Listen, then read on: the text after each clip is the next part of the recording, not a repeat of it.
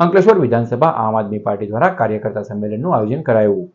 આમ આદમી પાર્ટી અંકલેશ્વર વિધાનસભા દ્વારા કાર્યકર્તા સંમેલન અને સન્માન સમારોહનું આયોજન કરવામાં આવ્યું હતું। આ કાર્યક્રમમાં અંકલેશ્વર વિધાનસભા વિસ્તારમાં આવનાર સમયમાં સંગઠનને વધુ મજબૂત બનાવવા, જનસંપર્ક વધારવા તથા આવનારી વિધાનસભા ચૂંટણીની તૈયારીઓ અંગે મહત્વપૂર્ણ ચર્ચા કરવામાં આવી હતી। કાર્યક્રમમાં ગુજરાત પ્રદેશ સંગઠન મંત્રી નિરંજન વસાવા, જિલ્લા પ્રમુખ પિયુષ પટેલ, લોકસભા ઇન્ચાર્જ યાકુબ ગુરજી તથા નોફલભાઈ અને અંકલેશ્વર વિધાનસભા પ્રભારી નીતિન વસાવા, અંકલેશ્વર શહેર પ્રમુખ વિનય વસાવા ઉપસ્થિત રહ્યા હતા। કાર્યકર્તાઓને સંગઠન વિસ્તરણ, બૂથ મજબૂતી, જન સમસ્યાઓ માટે સતત સંઘર્ષ અને આવનારી ચૂંટણીઓ માટે અત્યારથી સક્રિય રીતે કાર્ય કરવાની અપીલ કરવામાં આવી હતી।